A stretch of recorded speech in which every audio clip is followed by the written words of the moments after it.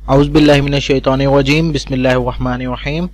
My name is Talha Najeeb और आप सबको वेलकम करता हूं अपने चैनल पे। टॉपिक स्टार्ट करने से पहले आप सबसे गुजारिश है कि सब्सक्राइब के बटन को ज़रूर क्लिक करें ताकि हमारी जो भी अपडेट्स हो वो आप तक बवक्त पहुंच सके। So come to our topic. आज का हमारा टॉपिक है जी biology and the services of the Mankind.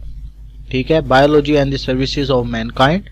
The science of biology have been helping mankind in many ways, increasing in food production, combating diseases, and in protecting the conserving environment. Biological advances in the field of food and health have resulted in the high standard of the living.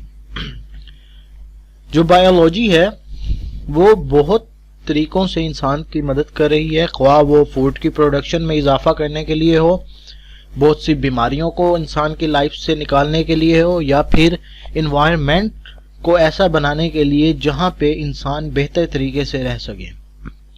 ठीक है, इसमें हम सिर्फ Mankind की बात करें।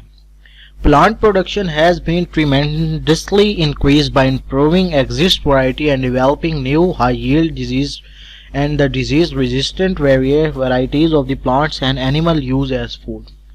जो plants की प्रोडक्शन है वो काफ़ी ही बेहतर हुई है बायोलॉजी की वजह से। जैसा कि अब हमें सर्दियों के जो सब्जियात हैं वो हमें गर्मियों में भी अवेलेबल है, गर्मियों की जो चीज़ें हैं वो हमें सर्दियों में भी अवेलेबल है। इस तरह जैसे पहले फसलों को बीमारियां लगती थी, बायोलॉजी की वजह से हमने काफ़ी हद तक उन बीमारियों पे भी कंट्रोल कर लिया है। So plants and the animal breeders have developed through the selective breeding. Selective breeding ने भी एनिमल्स की और प्लांट्स की ग्रोथ में काफ़ी इजाफा किया है। ये सारा किस चीज़ का है? प्रिंसिपल जो है ये बायोलॉजी के प्रिंसिपल्स यूज़ करके हुए हैं। जैसा कि हमारे पास वीट है, राइस है, corn, chicken, cow and the sheep. Best example इसकी ये है कि हम जो चिकन खाते हैं, ब्रॉयलर चिकन, वो भी इसी का नतीजा है। नहीं तो हम देखें जो देसी मुर्गी हम जिसको कहते हैं, तो उसकी इतनी प्रोडक्शन नहीं है, उसमें इतना गोश्त भी नहीं होता, मीट भी नहीं होता। लेकिन जो ये ब्रॉयलर चिकन है ये काफ़ी हद तक हमें मीट प्रोवाइड करती है। तो ये सब कुछ बायोलॉजी की मदद से हुई है। अब वो टेक्निक्स हम कुछ यूज़ करते हैं इन चीज़ों को बनाने के लिए। वो टेक्निक्स कौन कौन से हैं? एक है जी जेनेटिक इंजीनियरिंग। जेनेटिक इंजीनियरिंग में यही चीज़ें आ जाती हैं कि हमने जीन्स को चेंज करके डिजीज़ को ख़त्म किया है या फिर कोई और चीज़ बनाई है, उसको हम जेनेटिक इंजीनियरिंग का नाम देते हैं।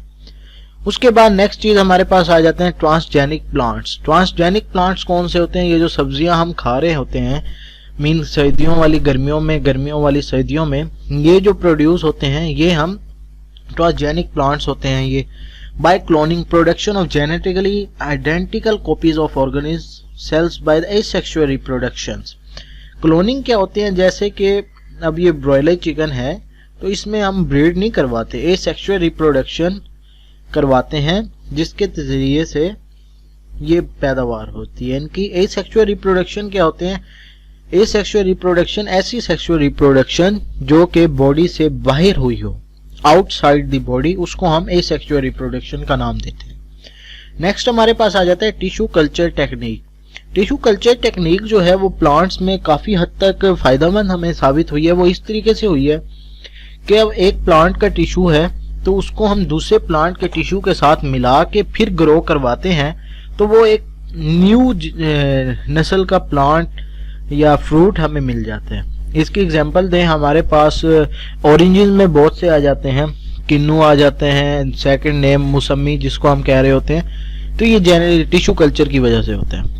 ठीक है, नेक्स्ट है बायोलॉजिकल कंट्रोल। बायोलॉजिकल कंट्रोल में क्या होते हैं? फसलों की बीमारियां या जानदारों की बीमारियों को कंट्रोल करना, ये भी बायोलॉजिकल कंट्रोल में आ जाते हैं। ये जो सारी चीज़ें हैं, जेनेटिक इंजीनियरिंग हो गई, ट्रांसजेनिक प्लांट्स हो गए, क्लोनिंग हो गई, टिश्यू कल्चर टेक्निक हो गई, बायोलॉजिकल कंट्रोल, ये बायोलॉजी जो है ये हमने इन मेथड्स के ज़रिए, ये बायोलॉजिकल मेथड हैं जिनके ज़रिए हम प्रोडक्शन में या अपने life of the living style को हम चेंज कर सकते हैं काफ़ी।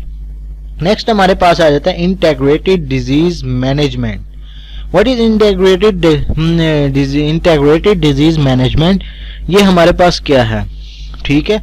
इवन सब bacteria are been used as the biopesticides effective control of the particular disaster disease or all the common disease of the plants can be achieved by using or relative। जब हमें कोई ये bacteria या fungi या कोई pesticide जब हम उनको यूज करें और वो हमारे लिए फायदेमंद साबित हो डिजीज को मैनेज करने में, तो ऐसी चीजों को हम इंटीग्रेटेड डिजीज मैनेजमेंट का नाम देते हैं। यानी ऐसी ही बीमारी जो किसी दूसरी ही बीमारी को कंट्रोल करने के लिए फायदेमंद साबित हो जाए, उसको हम इंटीग्रेटेड डिजीज मैनेजमेंट का नाम देते हैं। नेक्स्ट हमारे पास आ जाता है hydroponic culture technique. It is used to test whether certain nutrient is essential for plants और नॉट। ठीक है जी, ये एक टेक्निक है जिसके जरिए से हम टेस्ट करते हैं कि ये चीज प्लांट के लिए बेहतर है या नहीं है।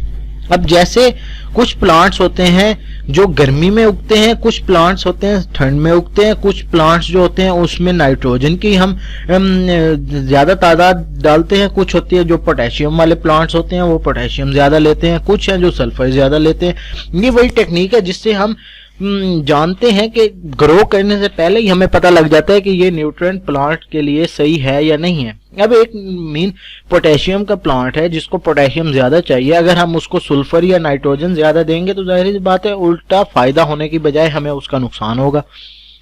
इसलिए ये टेक्निक होती है जिससे हमें पहले ही पता लग जाता है कि क्या ये चीज, ये जो न्यूट्रिएंट है वो इस प्लांट के लिए बेहतर है या नहीं। नेक्स्ट आ जाता है हमारे पास पास्चराइजेशन। पास्चराइजेशन किसे कहते हैं? Different technique of food preserving have been developed for protecting the food from spoilage and for it is used as and transport over long distance without damaging its quality. One of these is the pasteurization. Pasteurization क्या होते हैं? हम food को खराब होने से बचाने के लिए जो टेक्निक यूज करते हैं उसको हम पास्चराइजेशन कहते हैं। इसकी एक कॉमन एग्जांपल ये है कि दूध जो होता है उसको हम प्रिजर्व करने के लिए उसको बॉईल करते हैं, उसको हाई टेम्परेचर पे लेके जाते हैं ताकि उसके अंदर जितने भी बैक्टीरिया जर्म्स वगैरह हैं वो खत्म हो जाए और वो खराब होने से बच जाए। इस टेक्निक को हम क्या कहते हैं? पास्चराइजेशन टेक्निक कहते हैं। नेक्स्ट हमारे पास आ जाता है disease control. Disease control, there has been the fantastic progress in the area of health and the disease control। ठीक है, बायोलॉजी की वजह से डिजीज कंट्रोल में भी काफी हमने तरक्की की है। क्या क्या चीजें हमने बनाई हैं? प्रिवेंटिव मेजर्स, बहुत से ऐसे प्रिवेंटिव मेजर्स हमने किए हैं जिनकी बायोलॉजिकल प्रिवेंटिव मेजर्स जिनके वजह से हम बीमारी से बच सकते हैं। वैक्सीनेशन और इम्यूनाइजेशन, वैक्सीनेशन बनाई है हमने या इम्यूनिटी हमने इतनी ज्यादा की है बॉडी के अंदर जिसकी वजह से हमारे ऊपर जो है वो बीमारियां अटैक ही नहीं करती। या ड्रग ट्रीटमेंट या जीन थेरापी या दवाइयों के जरिए से जो हमें ट्रीटमेंट करते हैं लोगों का, जानवरों का, पौधों का, जिसका भी हो, या फिर जीन थेरापी जीन्स चेंज करके। अच्छा, इसमें अब बात यह है कि ड्रग ट्रीटमेंट, ड्रग से ट्रीटमेंट तो जानवरों का भी हो रहा है, लेकिन हम इसमें सिर्फ मैन काइंड की बात कर रहे हैं। मैन काइंड की क्यों बात कर रहे हैं? अगर हम देखें तो हम यहाँ पे स्टडी कर रहे हैं biology and the services of man kind. सिर्फ हम मैन काइंड के ऊपर जो इफेक्ट है बायोलॉजी के, हम सिर्फ वो स्टडी कर रहे हैं। इसलिए हम ये सिर्फ ड्रग ट्रीटमेंट या जीन थेरापी जो भी है, वैक्सीनेशन, ये इसको हम किसके वे में स्टडी करेंगे? सिर्फ मैनकाइंड के वे में। सो आई थिंक आज के लिए काफ़ी है। इंशाल्लाह नेक्स्ट टॉपिक नेक्स्ट लेक्चर में स्टार्ट करेंगे। कोई कन्फ्यूजन हो तो हमें ज़रूर टेक्स्ट करके बताइएगा, इंशाल्लाह आपकी कन्फ्यूजन दूर की जाएगी। So thanks for watching and अपना ख्याल रखिएगा। अल्लाह हाफिज़।